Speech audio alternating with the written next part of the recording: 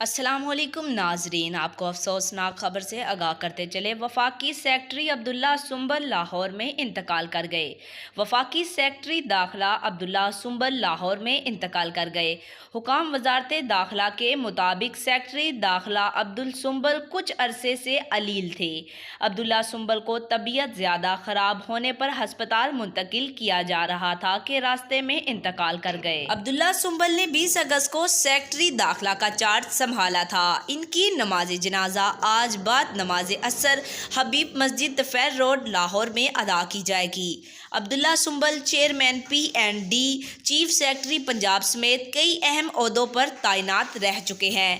نگراں وزیر اعظم انوار الحق کاکڑ نے عبداللہ خان سنبل کے انتقال پر گہرا دکھ اور رنج کا اظہار کیا ہے۔ وزیر اعظم نے کہا کہ عبداللہ خان سنبل ایک انتہائی قابل افسر تھے۔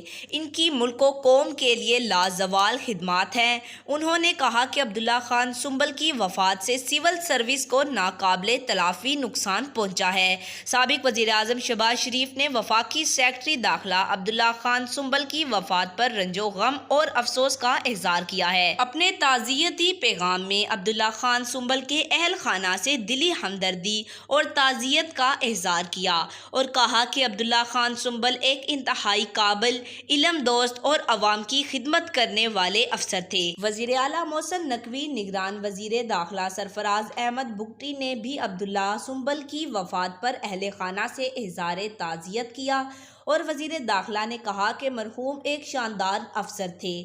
ان کی اچانک وفات اہل خانہ اور سول سروس کے لیے بڑا نقصان ہے۔ آج تک کے لیے اتنا ہی۔ جاتے جاتے آپ سے گزارش ہے ویڈیو کو لائک کریں، چینل کو سبسکرائب کریں، دیگر بیل آئیکن کو دبائیں اور کمنٹ میں اپنی رائے کا اظہار ضرور کریں۔